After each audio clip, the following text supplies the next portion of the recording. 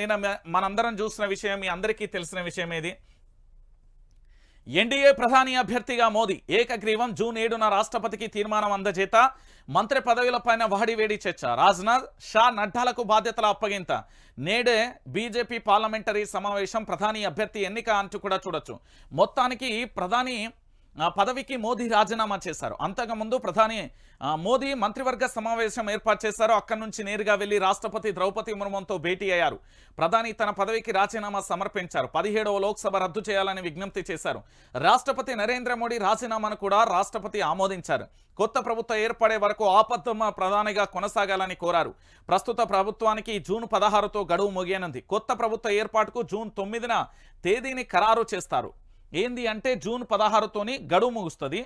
June 9వ తారీఖున తేదీని ఖరారు చేయనట్లుగా సమాచారం. మోదీ మూడోసారి ప్రధానమంత్రి పదవి ప్రమాణ స్వీకారానికి ముహూర్తం ఖరారైనట్లుగా పార్టీ వర్గాలు వెల్లడించాయి. జూన్ 9న సాయంత్రం ఢిల్లీలోని కర్తవ్య పదవిలో ప్రమాణ స్వీకారోత్సవం జరగనున్నట్లుగా తెలుస్తుంది. ఈ కార్యక్రమంలో ఎన్డీఏ మిత్రపక్షాలు, పలు రాష్ట్రాల ముఖ్యమంత్రులు కూడా పాల్గొంటారు అంటూ కూడా ప్రధానమైన అంశానికి సంబంధించి కూడా హైలైట్ చేసే పరిస్థితి కనబడుతుంది. సో మొత్తానికి మూడోసారి ముచ్చటగా ఈ దేశానికి ప్రధానమంత్రి నరేంద్ర మోడీ గారు ప్రధానమంత్రిగా ప్రమాణ స్వీకారం చేయబోతున్నారు. తన పదవికి రాజీనామా చేశారు. రాష్ట్రపతి ద్రౌపది ముర్ముకి అందజేశారు.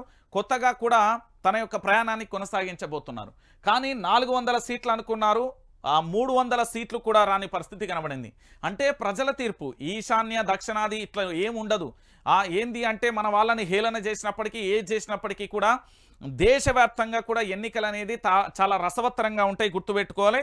ఈరోజు ప్రధానంగా కూడా యావత్తు దేశం కూడా మార్పును కోరుకుంటూ కూడా ఫలితాలు ఇచ్చింది. ఎప్పుడు రాని కాంగ్రెస్ పార్టీకి పూర్తి స్థాయిలో కూడా డిఫరెంట్గా వచ్చిన పరిస్థితి అయితే మీరు అందరూ కూడా ఆలోచించాల్సిన విషయం కనబడుతుంది.